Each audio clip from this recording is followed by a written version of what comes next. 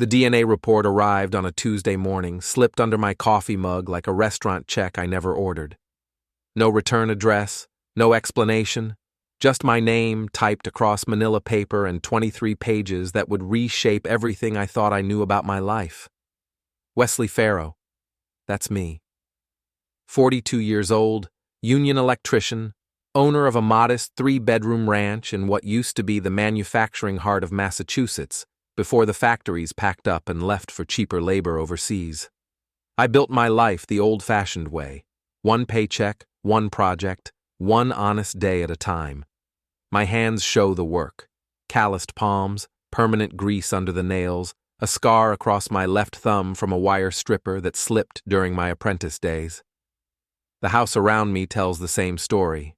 Every upgrade earned and installed myself, the recessed lighting in the kitchen, the hardwood floors I laid board by board, the deck out back where I'd planned to teach my daughter Hailey how to change a car's oil when she turned 16.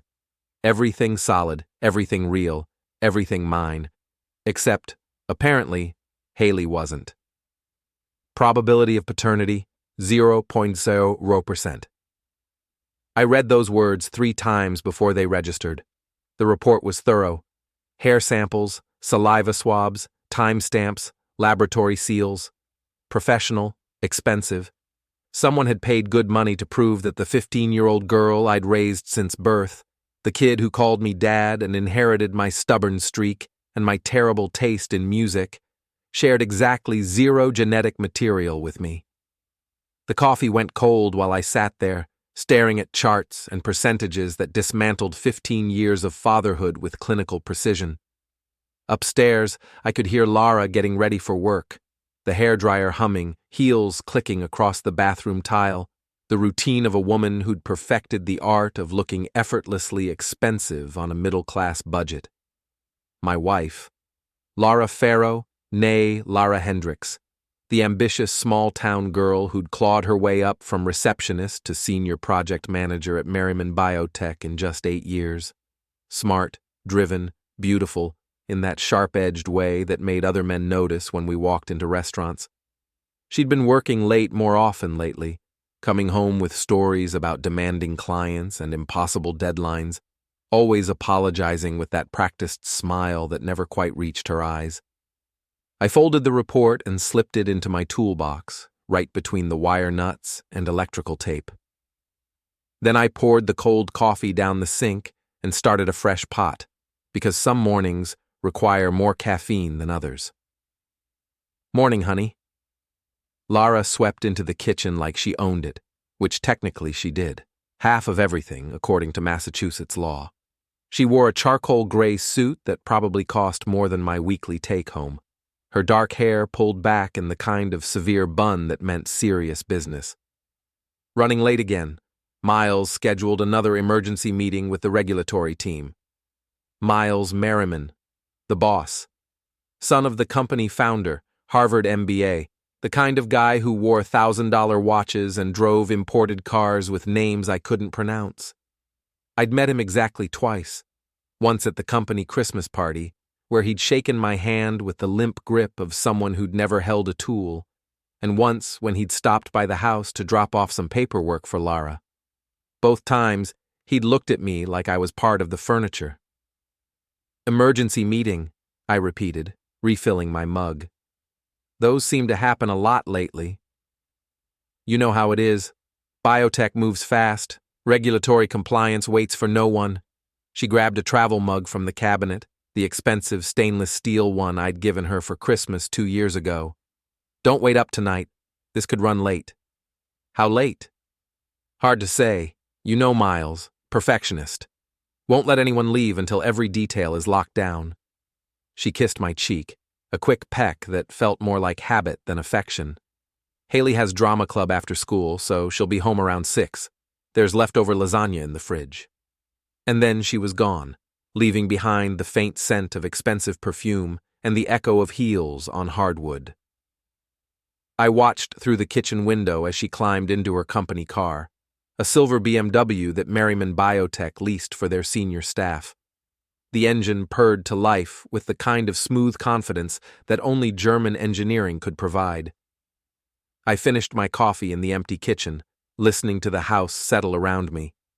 Upstairs, Hailey's alarm clock buzzed for the third time.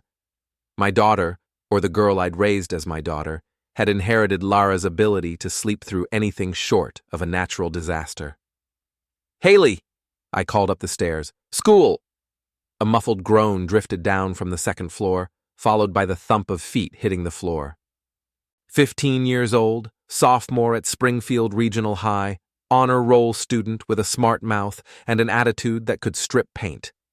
She looked like Lara, same dark hair, same green eyes, same stubborn chin that jutted forward when she was about to argue about something. Nothing like me.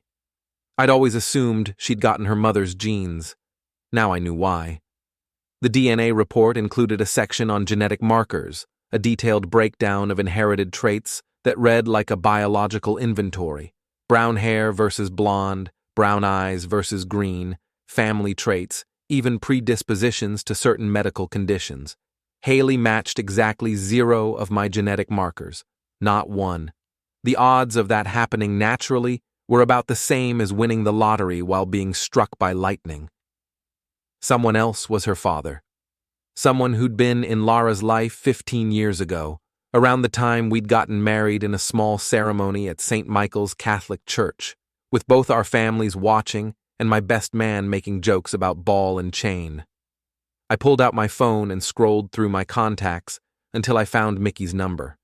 Mickey Torino, my father's old friend, owner of Torino's boxing gym on the south side of town. 68 years old, built like a fire hydrant, with hands like catcher's mitts and a vocabulary that could make longshoremen blush.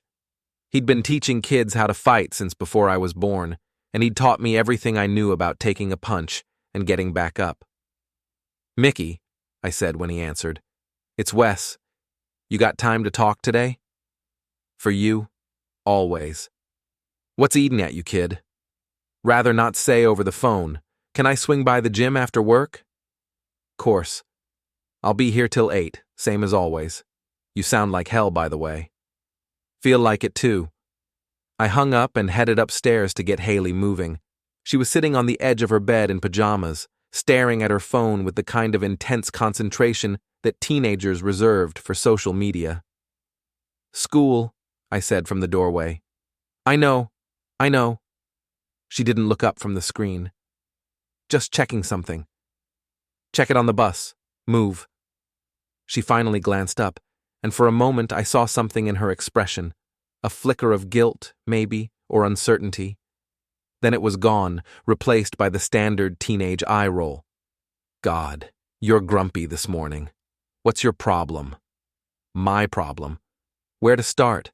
The anonymous DNA report that proved my daughter wasn't mine?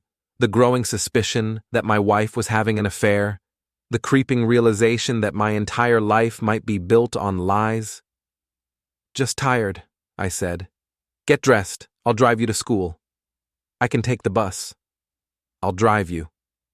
Something in my tone made her look up again. This time, she didn't argue. 20 minutes later, we were in my F-150, heading through the morning traffic toward Springfield Regional High. The truck was 15 years old, same as Hailey, with a dent in the tailgate and a radio that only picked up AM stations on cloudy days. It wasn't much to look at, but it was paid for, and it had never left me stranded.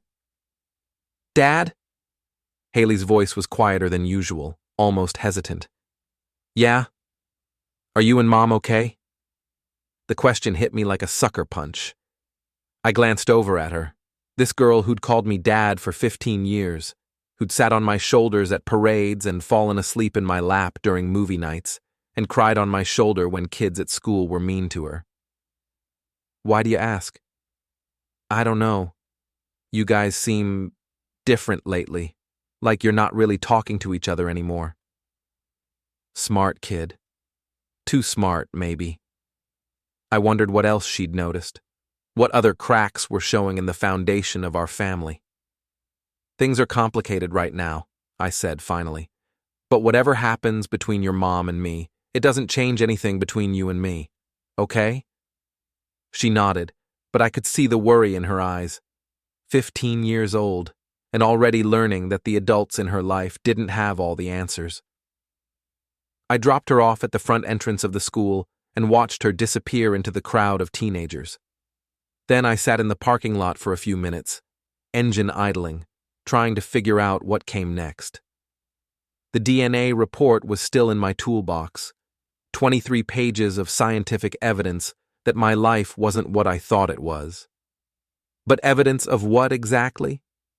That Lara had cheated on me 15 years ago? That she'd been lying to me ever since?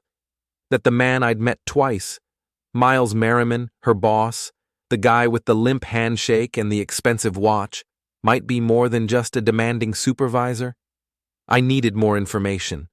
Real information, not just genetic markers and probability percentages. I needed to know what was happening in my house, in my marriage, in my life. I needed to know the truth. And if the truth was what I suspected it was, then Lara and Miles Merriman were about to learn that underestimating Wesley Farrow was the biggest mistake they'd ever made. The electronics store on Route 9 specialized in security systems for small businesses, but the kid behind the counter didn't ask questions when I told him I needed cameras for my workshop. Tiny devices, wireless, motion-activated, with smartphone apps that could stream live footage from anywhere with an internet connection. "How many rooms you looking to cover?" he asked, boxing up 4 cameras and a wireless router. "Just want to keep an eye on things when I'm not around," I said, handing over $300 in cash. "People have been breaking into garages around my neighborhood." A lie, but a believable one. Property crime was up all over Springfield, and every local news broadcast featured at least one story about break-ins or vandalism. The kid nodded sympathetically and threw in a free memory card. Installing the cameras took most of Saturday afternoon. One in the living room, hidden behind a picture frame on the bookshelf. One in the kitchen, tucked between cookbooks on top of the refrigerator.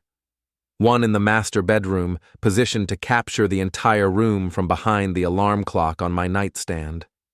The fourth went in my workshop in the garage, just in case anyone asked why I'd suddenly developed an interest in home security. The hardest part was cloning Lara's phone. That required a different kind of expertise, the kind you didn't find at legitimate electronics stores. I drove to the east side of Springfield, to a strip mall that had seen better days, and found the shop Mickey had told me about, a place that fixed cracked screens and unlocked phones for people who'd forgotten their passwords. The owner was a thin guy with nervous eyes and ink-stained fingers who called himself Tech. He looked at Lara's phone. I'd borrowed it while she was in the shower, and quoted me a price that made me wince. "This is top-shelf stuff," he said, connecting the phone to a laptop that looked like it belonged in a spy movie. "Full mirror clone, real-time sync, invisible to the user. Your wife will never know you're watching." "She's not—" I started, then stopped. No point in explaining. "How long?" 20 minutes, cash only. I paid him and waited in the parking lot, watching traffic crawl past on Boston Road. When he was finished, I had an app on my own phone that would show me every text, every call, every email that came through Lara's device. Her entire digital life, copied and accessible with a few taps on my screen. The invasion of privacy should have bothered me more than it did. 15 years of marriage, and I was spying on my wife like she was a criminal. But the DNA report had changed the rules. If Lara had been lying to me for 15 years, if she'd been passing off another man's child as mine, then privacy was a luxury I could no longer afford. Sunday evening, Lara came home from another emergency meeting at Merriman Biotech. She looked tired, her hair slightly messed, her lipstick gone. She said the meeting had run late, that Miles was impossible to work with when he was stressed, that she just wanted a hot shower and an early night. I nodded and made sympathetic noises while I loaded the dishwasher. Then I went to my workshop and pulled up the camera app on my phone. The footage from the bedroom camera showed Lara getting undressed, but something was off. She was being careful, methodical, checking her clothes before putting them in the hamper. looking for something, or hiding something. I rewound the footage to earlier in the evening when she'd first come home. There, she'd gone straight to the bathroom, not the bedroom. Unusual. Lara always changed clothes first, then washed up. Tonight, she'd done it backwards. The bathroom wasn't covered by cameras, but I didn't need to see what had happened in there. The evidence was in her behavior, in the way she'd avoided eye contact when she'd kissed me hello, in the careful way she'd handled her clothes. My phone buzzed with a notification from the cloned device app. New text message on Lara's phone. Tonight was incredible. Can't wait for tomorrow. M for Miles. Had to be. I scrolled through the message history, going back weeks. Most of it was work-related. Project updates, meeting schedules, client communications. Professional and boring. But scattered throughout were messages that made my stomach clench. Thinking about you. M. Miss you already. L. Hotel room is booked for Thursday, usual place. M. Can't wait, love you. L. Love you. My wife was telling another man she loved him, not just having an affair, in love. The distinction mattered, though I wasn't sure why. I kept scrolling, looking for anything that might reference Hailey or the DNA test. Nothing obvious, but there were gaps in the conversation history, places where messages had been deleted. Someone was being careful. The next morning, I followed Lara to work. Not directly, I knew her route, knew she always stopped at the same coffee shop on Main Street before heading to the Merriman Biotech campus. I parked across the street and watched through binoculars as she went through her morning routine. She looked happy. That was what struck me most. Relaxed and happy, in a way I hadn't seen at home in months. She smiled at the barista, laughed at something on her phone, practically glided back to her car with the kind of energy that came from anticipation. I followed her BMW through downtown Springfield to the industrial park where Merriman Biotech had built their headquarters 5 years ago. Glass and steel, all clean lines and expensive landscaping, the kind of building that screamed success and innovation. Lara's car disappeared into the executive parking garage, and I drove past without slowing down. But I'd seen enough. At the entrance to the garage, there was a silver Porsche with personalized plates, MM1, Miles Merriman's car, parked in the space marked Reserved Executive Staff. That evening, I called Mickey and told him I needed to hit something. Torino's boxing gym occupied the ground floor of a converted warehouse on the south side of Springfield, in a neighborhood where gentrification was still just a rumor.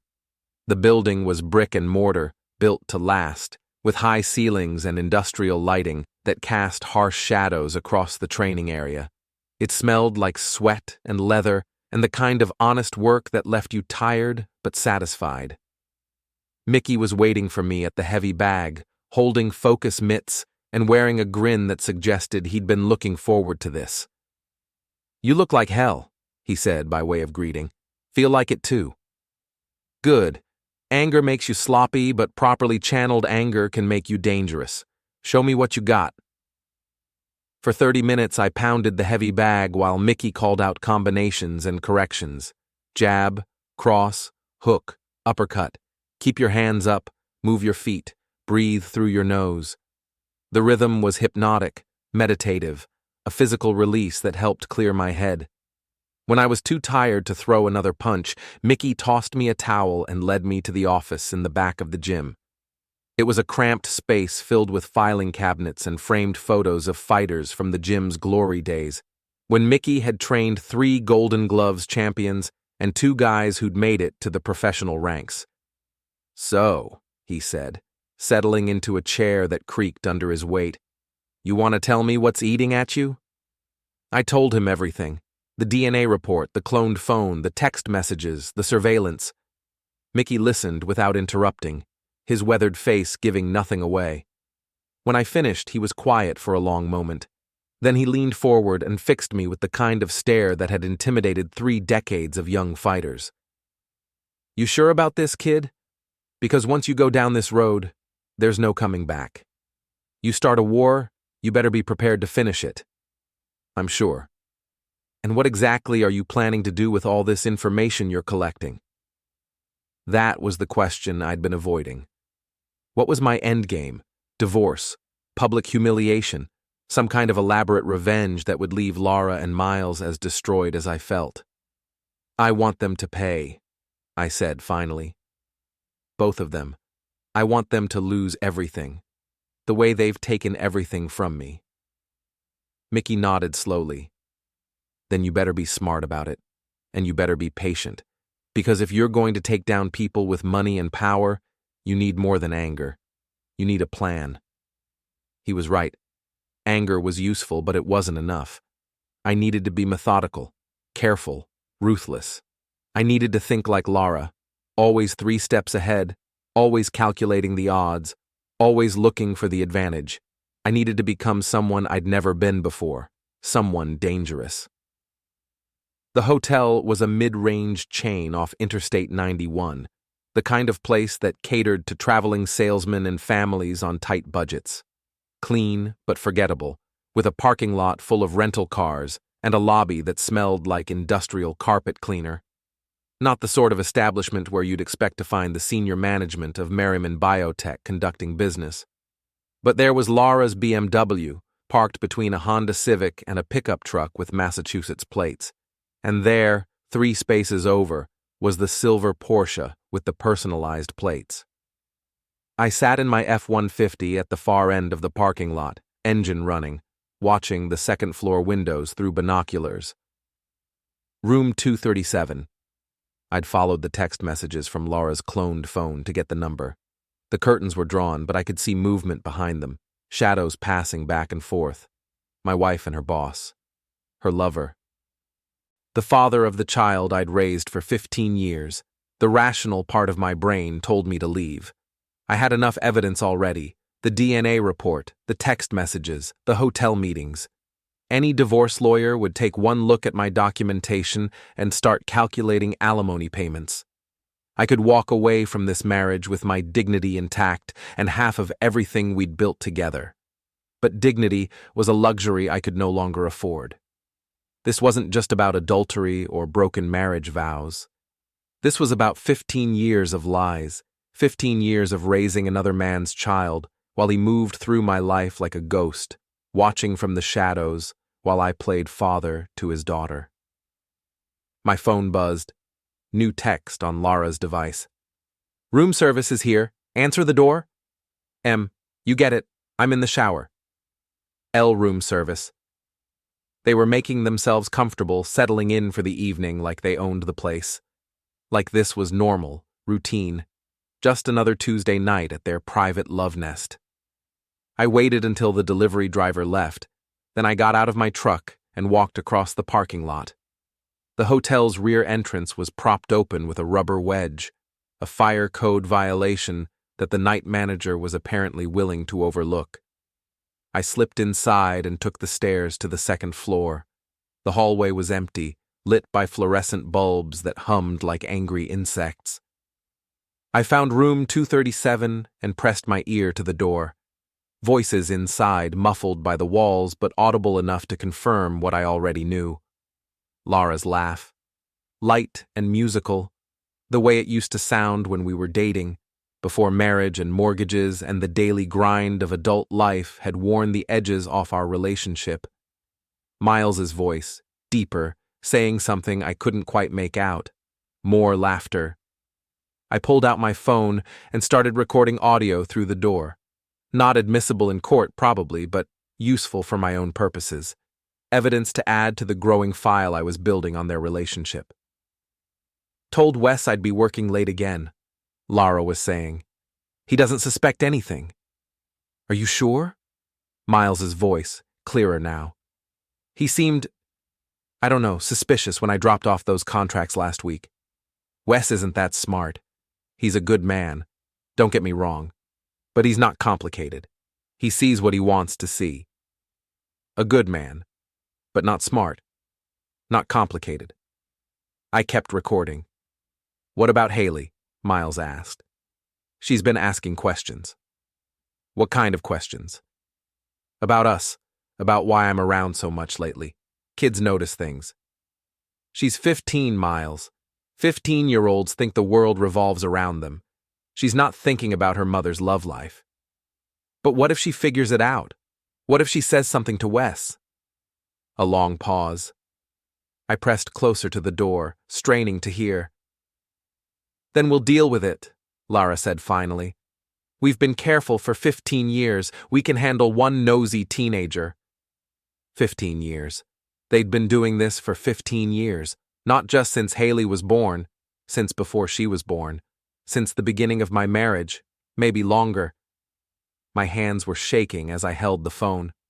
15 years of lies, 15 years of playing house while my wife conducted a shadow relationship with her boss.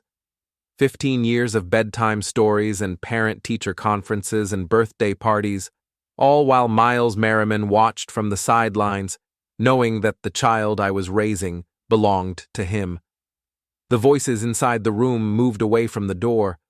I heard water running, someone filling a bathtub or starting a shower. This was my chance. I tried the door handle. Locked, of course, but hotel locks were notoriously cheap. I pulled out my wallet and found the laminated business card that Mickey had given me years ago. Thin, flexible plastic that worked better than a credit card for this kind of thing. The lock clicked open on the third try. I eased the door open just wide enough to slip inside, then closed it carefully behind me.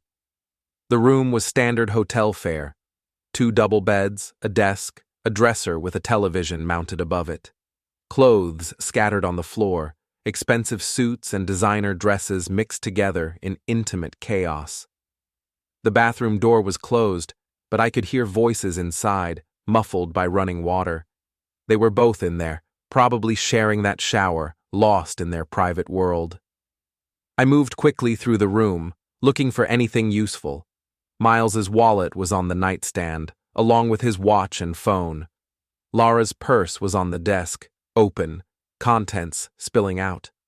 I photographed everything: credit cards, driver's licenses, receipts, business cards, a small notebook in Lara's purse with what looked like meeting times and hotel room numbers going back months, a prescription bottle in Miles's name for medication I didn't recognize.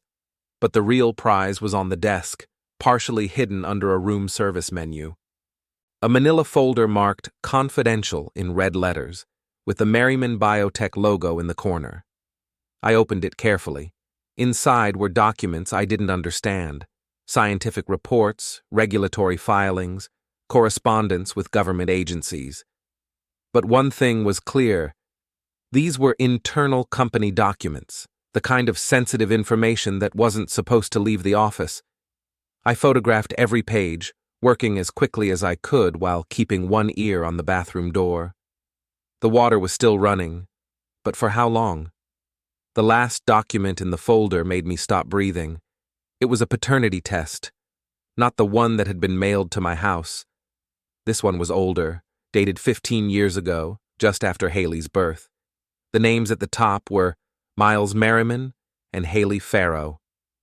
Probability of paternity, 99.97%. Miles had known all along. He'd had his own test done when Hailey was born, had confirmed what he probably already suspected, and then he'd kept quiet, content to let me raise his daughter while he played the role of concerned boss and family friend. The water stopped running. I shoved the documents back into the folder, grabbed my phone, and headed for the door. Behind me, I could hear movement in the bathroom, voices getting closer. I slipped out of the room and pulled the door closed just as I heard the bathroom door open inside. Then I walked quickly down the hallway, took the stairs 2 at a time, and made it back to my truck before my legs gave out. I sat in the parking lot for 20 minutes, hands shaking, trying to process what I'd discovered. The paternity test was the smoking gun I'd needed, proof that Miles knew exactly what he'd done and had chosen to hide it for 15 years. But it was more than that. It was evidence of a conspiracy, a deliberate deception that had shaped my entire adult life. Lara and Miles hadn't just had an affair. They'd planned this, orchestrated it, turned my marriage into an elaborate lie designed to give them everything they wanted while leaving me with nothing but illusions. My phone buzzed with another text message from Lara's cloned device. That was close. We need to be more careful. L. Agreed. Maybe we should tell him soon. M. Tell him what, exactly? That his daughter isn't his? That his wife has been in love with someone else for 15 years? That his entire life is a fraud? L. He deserves to know the truth. M. The truth will destroy him. And us. And Hailey. Is that what you want? L. A long pause, then, no, you're right. We keep quiet. For now. M. For now. But not forever. They were planning to tell me eventually, when it was convenient for them, when they'd figured out how to minimize the damage to their own lives. I started the truck and drove home through empty streets, past darkened houses where normal families were sleeping in normal beds, living normal lives built on normal foundations of truth and trust. My house looked the same as always when I pulled into the driveway. Same porch light, same mailbox, same garden that Lara had planted 3 springs ago. But everything was different now. Everything was contaminated by what I knew. I went to my workshop and pulled up the camera feeds on my phone. The house was empty. Hailey was at a sleepover and Lara was still at the hotel with Miles, probably planning their next move in the elaborate game they'd been playing for 15 years. I opened a beer and sat in the darkness, surrounded by the tools and projects that had defined my life. Honest work, honest tools, honest sweat. Everything I'd built with my own hands, everything I'd thought was mine. Tomorrow, I would start building something else, not a deck or a kitchen renovation or any of the other projects that had filled my weekends for the past 15 years. Tomorrow, I would start building my revenge, and when I was finished, Lara and Miles Merriman would understand exactly what it felt like to have their entire world revealed as an elaborate lie. They wanted to play games? Fine. But they were about to learn that Wesley Farrow played for keeps. The law office of Patricia Kellerman occupied the 3rd floor of a converted Victorian mansion on Maple Street, in the part of downtown Springfield where successful professionals went to maintain their respectability. Kellerman herself was a sharp-edged woman in her 50s who'd built a reputation as the most ruthless divorce attorney in Western Massachusetts. Adultery, fraud, and paternity deception, she said, reviewing the documents I'd spread across her mahogany desk. Mr. Farrow, in 30 years of practice, I've rarely seen a case this clear-cut. Your wife and her paramour have handed you everything you need to take them apart in court. She was right. The evidence was overwhelming. The DNA tests, the text messages, the hotel receipts, the photographs from room 237. Any judge would look at my documentation and award me everything I asked for. But that wasn't enough. Not anymore. I don't want a divorce, I told her. Kellerman raised an eyebrow. I beg your pardon? Not yet. I want to wait. I want to gather more evidence, build a stronger case. Mr. Farrow, you already have a stronger case than most people could dream of. Why would you want to? She stopped, studying my face with the kind of professional assessment that came from 3 decades of reading people's motivations. I see. This isn't about money, is it? This is about revenge. I didn't answer directly. What would happen to Miles Merriman if this information became public? Well, adultery isn't illegal, but corporate executives have morals clauses in their contracts.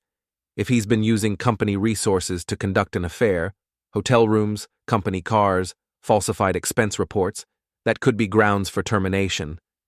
And if there's been any misuse of confidential information? She gestured toward the photographs of the documents I'd found in the hotel room. Industrial espionage is a federal crime. What about Lara? Same issues. Plus, if she's been filing false tax returns, claiming your daughter as a dependent when she knew the child wasn't yours, that's tax fraud. The IRS takes that very seriously. I nodded, filing away the information. How long would you recommend waiting before filing? Mr. Farrow, I have to advise against this course of action. The longer you wait, the more time they have to cover their tracks, destroy evidence, transfer assets. If you want to maximize your financial recovery, I don't care about the money.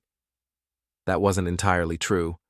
I cared about the money because it represented something larger, the life I'd built, the work I'd done, the sacrifices I'd made. But Kellerman was thinking like a lawyer, focused on damages and settlements and legal victories. I was thinking like something else entirely. "I'll be in touch," I said, gathering up the documents. "Keep everything we've discussed confidential." "Of course. Attorney-client privilege." She stood and walked me to the door. "Mr. Farrow, be careful. People with money and power don't like being cornered. They can be dangerous when they feel threatened." I thanked her and left, but her warning stayed with me as I drove across town to my next appointment. The Springfield Municipal Building was a brutalist concrete monument to bureaucratic efficiency, all sharp angles and small windows that made it look more like a prison than a seat of local government. I found the office I was looking for on the second floor. City Planning and Zoning Commission.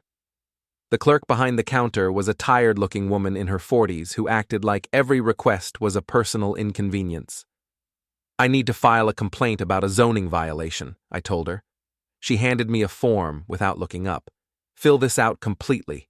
Include addresses, specific violations, and any supporting documentation." I'd done my homework. Merriman Biotech's headquarters was zoned for light industrial use, which allowed for research and development but specifically prohibited residential occupancy. But according to the building plans I'd obtained through a public records request, Miles had converted a suite of offices on the top floor into what amounted to a luxury apartment: bedroom, kitchen, full bathroom, even a wet bar. Technically illegal, but the kind of violation that usually went unnoticed unless someone filed a complaint. I filled out the form carefully, documenting everything I'd discovered about the illegal residential conversion. Then I attached photographs, not the ones from the hotel room, but pictures I'd taken during a building tour that Miles himself had given to potential investors last month. The photos clearly showed the residential features that violated the zoning code. "This will trigger an inspection within 30 days, the clerk told me when I submitted the completed form. "If violations are found, the property owner will be required to bring the building into compliance or face fines and possible closure orders." Perfect. A zoning violation wouldn't destroy Miles, but it would create problems, generate negative publicity, and force him to spend time and money dealing with bureaucratic headaches.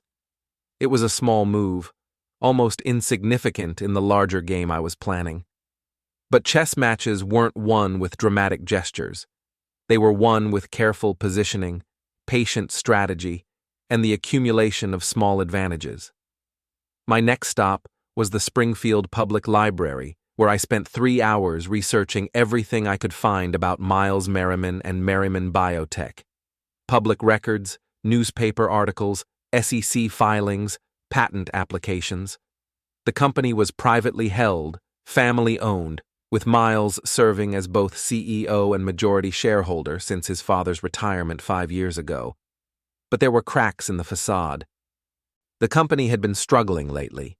2 failed drug trials, a regulatory setback that had delayed their most promising product, and increasing competition from larger pharmaceutical companies. Their stock was privately traded, but financial reports suggested they were burning through cash reserves at an unsustainable rate. More importantly, Miles had a reputation for arrogance that had made him enemies in the industry. Former employees who'd been fired for questioning his decisions, competitors who'd been undercut by questionable business practices, regulatory officials who'd clashed with him over compliance issues. I made a list of names and contact information, people who might be interested in learning about Miles Merriman's personal conduct, his misuse of company resources, his pattern of deception and fraud. The library closed at 9, but I wasn't finished. I drove to a 24-hour diner on the outskirts of town and ordered coffee while I organized my research. 3 legal pads full of notes, a dozen printed articles, and a growing sense of the scope of what I was planning. This wasn't just about exposing an affair anymore. This was about systematic destruction, the careful dismantling of 2 lives that had been built on lies and deception. My phone buzzed with a text from Lara's cloned device. "Working late again tonight, don't wait up. L to me." But her actual location, according to the GPS tracking app I'd installed, showed her at Miles's converted apartment above the Merriman Biotech offices, the same apartment that would soon be the subject of a zoning investigation. I smiled and ordered another cup of coffee. Let them enjoy their private sanctuary while they could. In a few weeks, city inspectors would be crawling all over the building, documenting violations, taking photographs, generating the kind of official paperwork that would be very difficult to explain away. And that was just the beginning. My phone rang. Mickey's number. "You disappear on me, kid. Haven't seen you at the gym in a week." "Been busy." "Doing what? Planning World War III?" He wasn't far wrong. "Something like that." "Well, when you're ready to come up for air, I got someone I want you to meet. Old friend of mine, used to work private security, knows things about surveillance, background checks, that kind of stuff. Might be useful for whatever you're cooking up." "What's his name?" "Frank Kellerman. Used to be a cop, then worked corporate security for some big companies before he retired. Straight shooter. But he understands that sometimes people need information that's hard to get through official channels." "Kellerman. Same last name as the divorce attorney. Any relation to Patricia Kellerman?" "His sister." "Why?" The pieces were starting to fall into place. A family of professionals who understood the value of information, who knew how to work within the system and around it when necessary. "Set up a meeting," I said. "Tomorrow, if possible." "You sure about this, Wes? Because Frank's not the kind of guy you call unless you're serious about whatever you're planning." I thought about Lara and Miles, probably sharing dinner in their illegal apartment, planning their next move in the game they'd been playing for 15 years, making decisions about my life, my future, my daughter's future, without bothering to include me in the conversation. "I'm serious," I said. "All right then, I'll make some calls." I hung up and finished my coffee, then drove home through empty streets. The house was dark when I pulled into the driveway, but I could see the glow of a television through Hailey's bedroom window. She was supposed to be asleep, but 15-year-olds had their own schedules. I let myself in through the front door and climbed the stairs quietly. Hailey's door was cracked open, and I could hear the low murmur of voices from whatever show she was watching. "Dad?" Her voice, soft in the darkness. "Yeah, honey, just got home." "Is Mom working late again?" "Yeah, she'll be home later." A pause. Then, "Dad, can I ask you something?" I pushed the door open and stepped into her room. She was sitting up in bed, laptop balanced on her knees, the blue glow of the screen illuminating her face.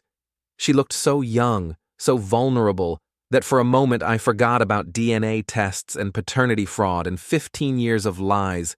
She was still my daughter. Biology didn't change that. Love didn't change that. "What's on your mind?" I asked, sitting on the edge of her bed. "Are you and Mom getting divorced?" The question hit me like a physical blow. "Why would you ask that?" "I'm not stupid, Dad. I see how you look at each other. Or how you don't look at each other. And Mom's been working late a lot lately, and you've been, I don't know, different. Smart kid. Too smart for her own good, maybe." "Things are complicated right now," I said, choosing my words carefully. "But whatever happens between your mom and me, it doesn't change how I feel about you. You understand that, right?" She nodded, but I could see the fear in her eyes. 15 years old, and her world was starting to crack around the edges. "I love you, Hailey. That's never going to change." "I love you too, Dad." I kissed her forehead and turned off her laptop. "Get some sleep. School tomorrow." I went downstairs and poured myself a drink, bourbon, neat, the good stuff I saved for special occasions. Then I sat in my workshop and reviewed the day's progress. Divorce attorney consulted, zoning complaint filed, research completed, private investigator meeting scheduled. The foundation was laid. Now came the hard part, building the structure that would bring down everything Lara and Miles had constructed on lies and deception. My phone buzzed with another message from Lara's device. "Can't wait to start our real life together." Soon, Miles replied. "Just need to figure out the right way to handle Wes." Handle me. Like I was a problem to be solved, an obstacle to be removed. They had no idea what kind of problem I was about to become. Frank Kellerman looked like exactly what he was, an ex-cop who'd spent 30 years reading people's lies and learning how to dig up the truth. Thick shoulders, gray hair cut military short, and the kind of steady gaze that made guilty people start talking before he asked any questions. We met at a coffee shop in West Springfield, far enough from downtown that we wouldn't accidentally run into anyone from Lara's world. Frank ordered black coffee and listened without interrupting while I laid out the situation. The affair, the paternity fraud, the 15 years of deception. "Your wife and her boyfriend made a classic mistake," he said when I finished. "They got comfortable. 15 years of getting away with it, they think they're untouchable. That's when people get sloppy." "What do you mean?" "Paper trails, digital footprints, patterns of behavior that create vulnerabilities." He pulled out a small notebook and flipped through several pages. "I did some preliminary research after Mickey called me. Miles Merriman has expensive tastes and a careless attitude toward documentation." He slid a printout across the table. Bank records, credit card statements, expense reports from Merriman Biotech. "How did you get these?" I asked. "I have friends in various industries, people who understand that information wants to be free, especially when it exposes corruption." Frank's smile was thin and predatory. "Your boy Miles has been using company funds to pay for hotel rooms, dinners, jewelry, even a weekend trip to the Bahamas last month. All of it documented, all of it traceable." I studied the records. Thousands of dollars in personal expenses charged to Merriman Biotech accounts, dating back years. Hotel bills that corresponded exactly with the dates in Lara's hidden notebook. Restaurant charges for expensive dinners that happened on nights when she'd told me she was working late. "This is embezzlement," I said. "Corporate theft, misuse of company resources, falsification of business records. Pick your felony. The Merriman Biotech Board of Directors would be very interested in seeing these records." "What about Lara?" Frank flipped to another page in his notebook. "Your wife is more careful with money, but she's got other vulnerabilities. Tax returns, for instance. She's been claiming your daughter as a dependent for 15 years, taking advantage of tax credits and deductions that she knew she wasn't entitled to. Because Hailey isn't mine." "Exactly. That's fraud, and the IRS doesn't have a sense of humor about fraud. Neither does the State Revenue Department." He closed the notebook and leaned back in his chair. "But here's what's really interesting. I think there are other people who know about this situation. People who've been keeping quiet, maybe because they're afraid, or because they're getting something out of it." "What do you mean?" 15-year affairs don't happen in a vacuum. There are always witnesses, accomplices, people who help maintain the deception. Your wife's assistant at work, for instance. Security guards who've seen things they weren't supposed to see. Hotel staff who've learned not to ask questions. He was right. Lara and Miles hadn't been operating alone. They'd had help, willing or unwilling, from people who'd chosen to look the other way. "I can identify these people," Frank continued. "Find out what they know, what they've seen, what they might be willing to say if the right pressure is applied." "What kind of pressure?" "The legal kind. Subpoenas, depositions, the threat of being charged as accessories to fraud. Amazing how cooperative people become when they realize their own futures are at stake." I nodded, thinking through the implications. This wasn't just about Lara and Miles anymore. It was about an entire network of people who'd enabled their deception. "What do you need from me?" I asked. "Access, names, addresses, schedules, information about your wife's daily routine, her colleagues, her friends. The more I know about their world, the better I can map out the vulnerabilities." I handed him a manila folder I'd prepared. Everything I've gathered so far. Phone records, GPS tracking data, photographs, financial information. Frank flipped through the folder, his expression growing more impressed with each page. You've been busy. This is professional-grade surveillance work. I had good motivation. I can see that. He closed the folder and looked at me with something that might have been respect. Most people in your situation would have gone straight to a lawyer, filed for divorce, and tried to move on with their lives. You're planning something much more comprehensive. They took 15 years from me. I want them to understand what that feels like. Fair enough. But you need to understand that once we start down this road, there's no going back. We're talking about destroying careers, reputations, maybe even criminal prosecution. Are you prepared for that level of escalation?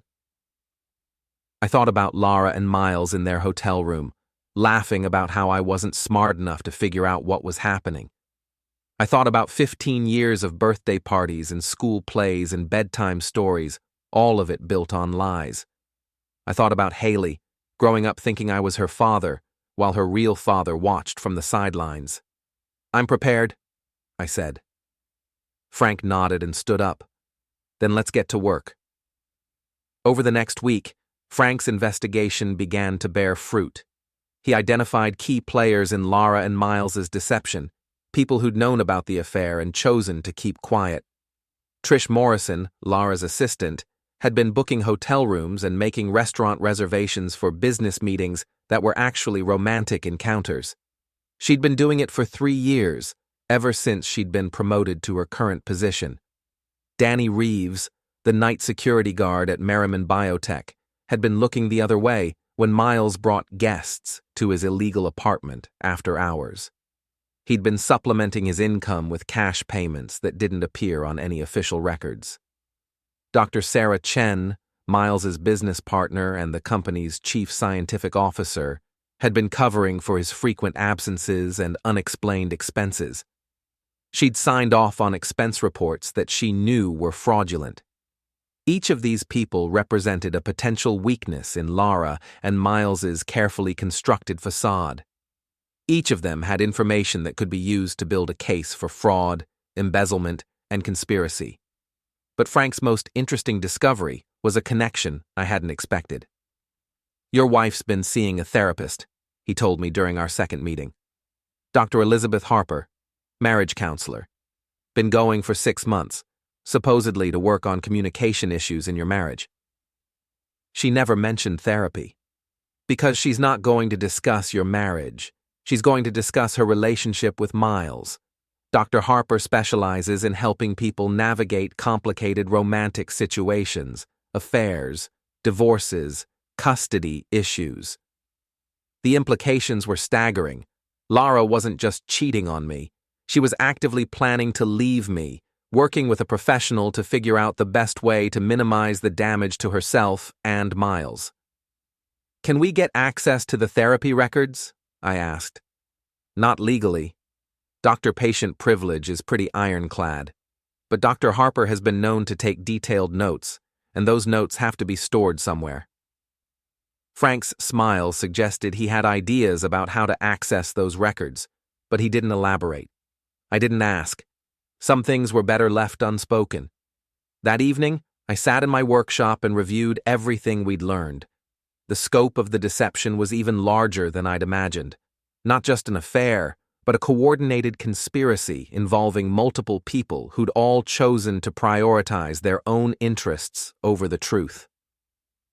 My phone buzzed with a message from Lara's cloned device. Therapy session went well today. Dr. Harper thinks we should move forward with our plan. L. Are you sure you're ready? M. I've been ready for years. It's time to stop living a lie. L. Stop living a lie. The irony was so thick I could taste it. They were planning to end their deception, but on their terms, in their time frame, with their version of the truth. They would tell me about the affair when it was convenient for them, probably after they'd moved assets around and positioned themselves for the most favorable outcome. But they'd made a critical error in their planning. They'd assumed I would react like the man they thought I was, passive, trusting, easily manipulated. They'd built their strategy around the idea that Wesley Farrow would take their betrayal lying down, that he would accept their version of events and quietly fade into the background. They were about to learn how wrong they were. I opened my laptop and began drafting an email to the Merriman Biotech Board of Directors. Not to send yet, timing would be crucial, but to have ready when the moment was right. The email contained copies of Miles's expense reports, documentation of his misuse of company resources, and photographs of his illegal residential conversion. Everything Frank had gathered, organized into a comprehensive package that painted a picture of systematic corporate fraud. I also drafted emails to the IRS, the Massachusetts Department of Revenue, and the Springfield City Planning Commission. Each one contained specific allegations, supported by documentation, that would trigger investigations into different aspects of Lara and Miles's deception. Finally, I created a comprehensive timeline of their affair, complete with dates, locations, and supporting evidence. Hotel receipts, text messages, photographs, financial records, everything organized into a narrative that would be impossible to deny or explain away. When I was finished, I had enough ammunition to destroy both of their careers and quite possibly send them to prison, but I wasn't ready to fire yet. First, I wanted them to understand what was coming. I wanted them to feel the fear and uncertainty that I'd been living with since the DNA report arrived. I wanted them to experience the helplessness of watching their carefully constructed world begin to crumble around them. I wanted them to know that Wesley Farrow wasn't as simple or as trusting as they'd assumed. And then, when they were properly terrified, I would show them exactly what 15 years of lies and deception had cost them. The game was about to begin in earnest. The zoning violation notice arrived at Merriman Biotech on a Thursday morning, delivered by a city inspector who didn't care that Miles Merriman was in an important meeting with potential investors from Boston. Bureaucracy waited for no one, especially when someone had filed a detailed complaint with photographic evidence. I knew about the notice because Frank had a contact in the city planning office, someone who owed him favors from his police days. The inspection was scheduled for the following Tuesday, which gave Miles exactly 5 days to figure out how to explain why he'd converted office space into an illegal apartment. The first sign that my plan was working came through Lara's cloned phone, a flurry of panicked text messages between her and Miles starting around 10 in the morning. City inspector was just here. Someone filed a complaint about the apartment. M. What kind of complaint? L. Zoning violation. They have photographs, Lara. Professional quality photographs that show everything. The bedroom, the kitchen, even the wet bar. M. How is that possible? Who could have taken those pictures? L. I don't know, but they're scheduled for a full inspection next week. If they find violations, we're looking at fines, possible closure orders, and a lot of very public attention. M. I smiled as I read the messages. Miles was starting to understand that someone was watching him, someone who knew about his illegal activities and wasn't afraid to use that knowledge. But he still had no idea who that someone was. The next phase of my plan required more direct action. That evening, I drove to the parking garage beneath the Merriman Biotech building and found Miles's silver Porsche in its reserved space. The garage was well lit but poorly monitored. The security cameras were focused on the entrances and exits, not on individual parking spaces. I'd brought a small toolkit and a can of spray paint, but I didn't need either. Miles had made it easy for me by leaving his car unlocked, probably because he felt safe in his executive parking space. I opened the driver's door and looked inside. Expensive leather seats, high-end sound system, and a console full of personal items that told the story of a man who'd never worried about consequences. Receipts from expensive restaurants, business cards from contacts in the pharmaceutical industry, and a small leather notebook that contained what looked like meeting notes and personal reminders. I photographed everything, then selected a few items that wouldn't be missed immediately. A business card from a regulatory consultant, a receipt from a restaurant where Miles had taken Lara 3 weeks ago, and a parking stub from the hotel where they'd been meeting. Small things, individually meaningless, but collectively they would send a message. Someone had been inside his car, someone had access to his private space, someone was watching him more closely than he'd ever imagined. I left the items on the passenger seat, arranged in a neat row like evidence in a police investigation. Then I closed the door and walked away, leaving no trace of my presence except for the psychological impact of violation and vulnerability. The next morning brought another flurry of text messages. Someone was in my car last night. M. What do you mean, in your car? L. Items moved around, things missing, nothing valuable, but someone was definitely inside. M. Are you sure? Maybe you just forgot. L. I'm sure, Lara. Someone is watching us.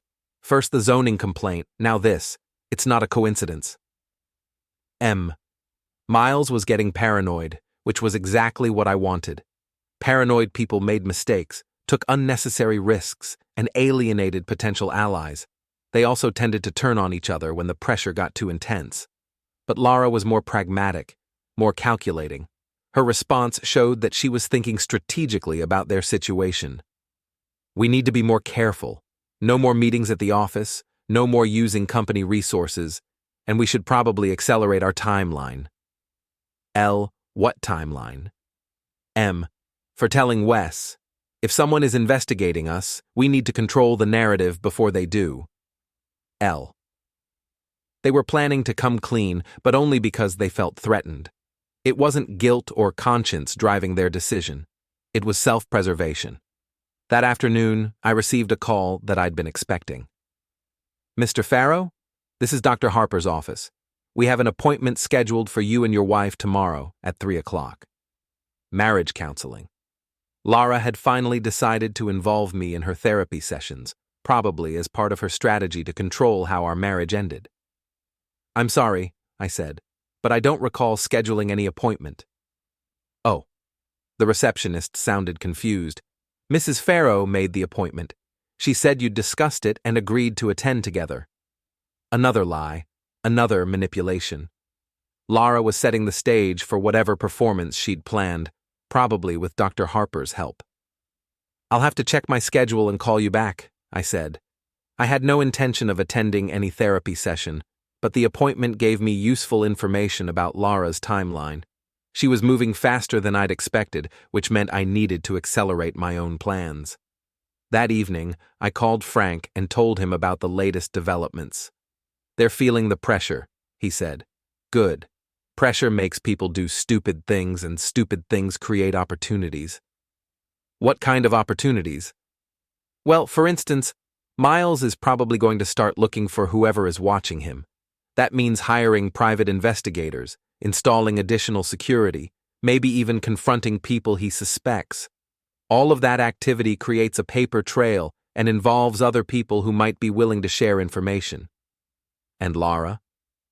Your wife is smart, but she's also arrogant. She thinks she can manage this situation, control how it unfolds. That kind of confidence can be exploited. Frank paused, and I could hear him flipping through his notebook.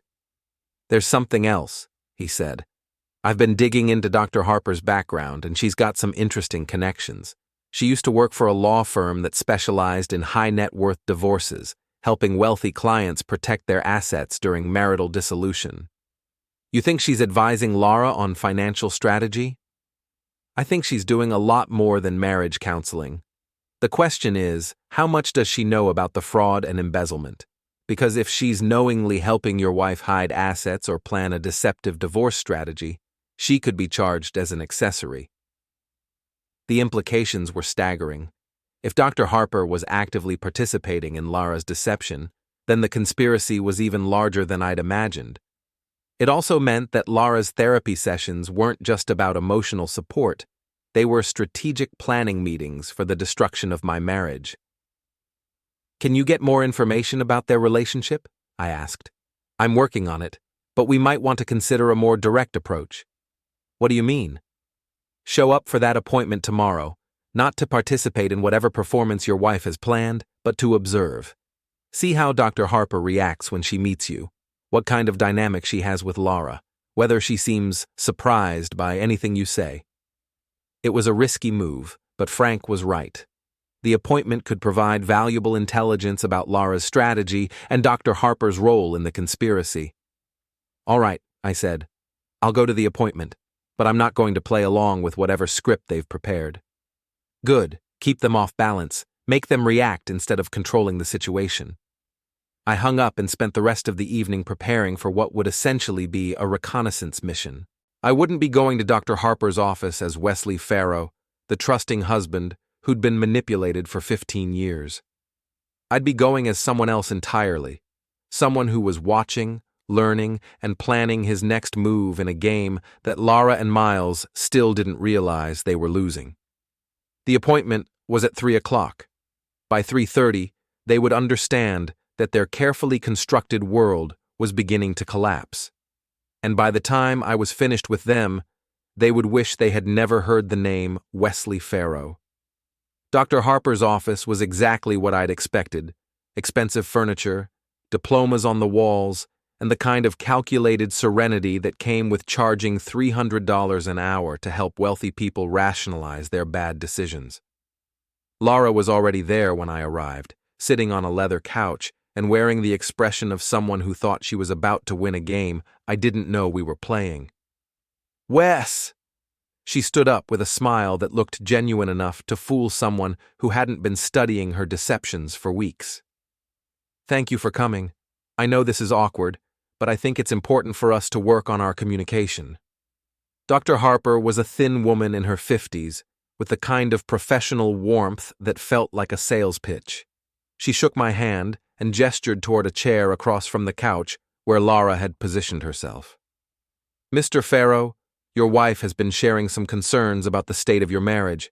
I thought it might be helpful for us to discuss them together." I sat down and looked directly at Lara.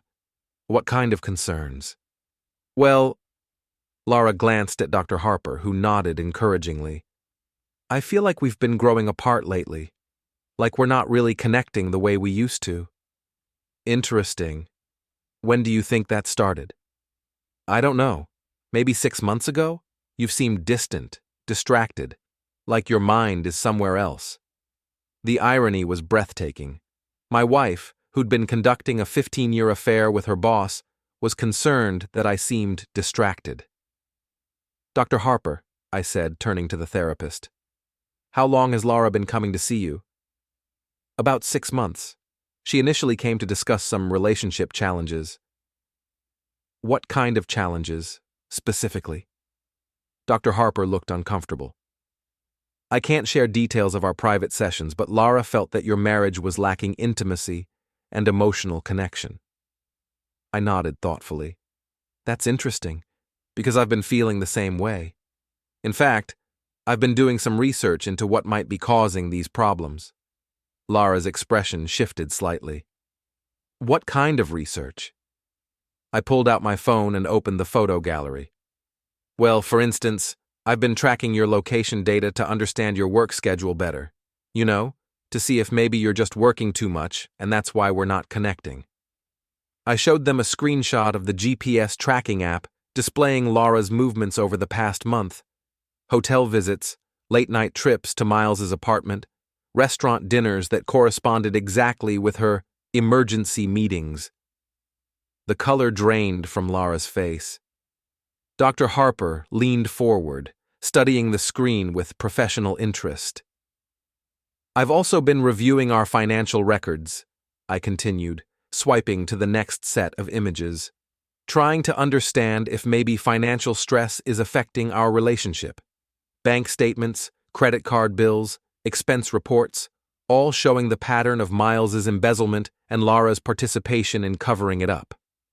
"And then there's this," I said, showing them the DNA report. "I received this in the mail a few weeks ago, anonymous, no return address, but very thorough."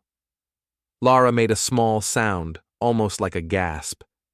Dr. Harper's professional composure cracked for just a moment, revealing something that looked like panic. "Wes," Lara said, her voice barely above a whisper, "I can explain, Can you? Because I'd love to hear an explanation for 15 years of lies. 15 years of raising another man's child while you and Miles Merriman laughed about how stupid I was. I stood up and walked to the window, looking out at the parking lot where Lara's BMW was parked next to my F-150. 2 vehicles, 2 lives, 2 completely different versions of reality. Dr. Harper, I said without turning around, did you know that helping someone hide assets during a divorce is considered conspiracy to commit fraud? Did you know that knowingly providing false information to facilitate deception can result in criminal charges? Mr. Farrow, Dr. Harper said carefully, I think there may be some misunderstanding. No misunderstanding. I know exactly what's been happening here. The question is, what are you going to do about it? I turned back to face them. Lara was crying now, but they weren't tears of remorse. They were tears of fear, the realization that her carefully planned strategy was collapsing in real time. Here's what's going to happen, I said, sitting back down. In about an hour, the Merriman Biotech Board of Directors is going to receive a very detailed email about Miles's misuse of company resources. The IRS is going to receive documentation of tax fraud spanning 15 years. The Springfield Police Department is going to receive evidence of embezzlement, conspiracy, and falsification of business records. Lara's phone buzzed. Then again. Then a third time. You might want to check those messages, I suggested.